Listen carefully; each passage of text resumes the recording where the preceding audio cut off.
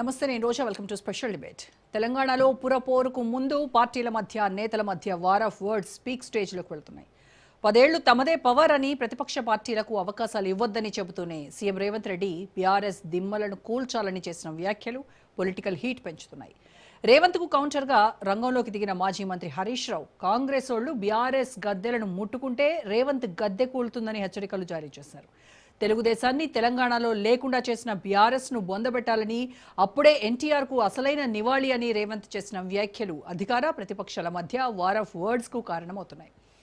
తెలుగువారి ఆత్మగౌరవం నినాదంతో కాంగ్రెస్కు వ్యతిరేకంగా ఎన్టీఆర్ తెలుగుదేశం పార్టీ పెట్టారని, హస్తం పార్టీని లేకుండా చేస్తేనే ఎన్టీఆర్కు అసలైన నివాళి అని హరీష్ కౌంటర్ చేశారు.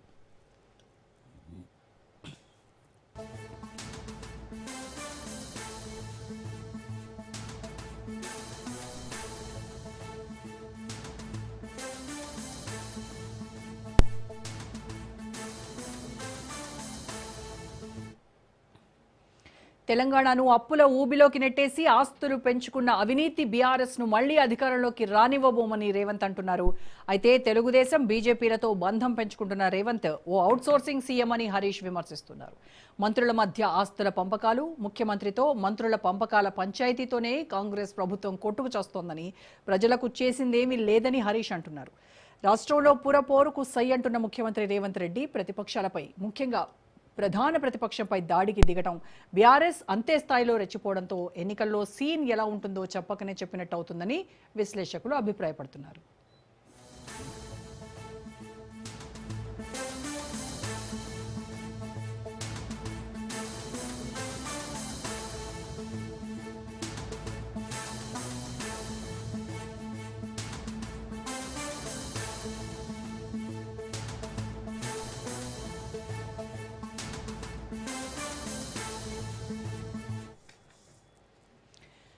తెలంగాణ మున్సిపల్స్ వేళ ముఖ్యమంత్రి రేవంత్ రెడ్డి ఇటు బీఆర్ఎస్ను, అటు బీజేపీని ముగ్గులోకి లాగుతున్నారని పొలిటికల్ ఎక్స్పర్ట్స్ అంటున్నారు. ఉమ్మడి రాష్ట్రంలో ముఖ్యమంత్రులుగా పనిచేసిన ఎన్టీఆర్ను, వైఎస్ఆర్ పేర్లను రేవంత్ రెడ్డి ప్రస్తావిస్తుండడం, మోడీ వచ్చినా ఖమ్మంలో కనీసం సర్పంచ్ సీట్లు కూడా గెలవలేరని విమర్శలు చేయడంతో ప్రతిపక్షాలను తన ఎజెండాలోకి తీసుకెళ్తున్నట్టేనని అభిప్రాయాలు వ్యక్తమవుతున్నాయి.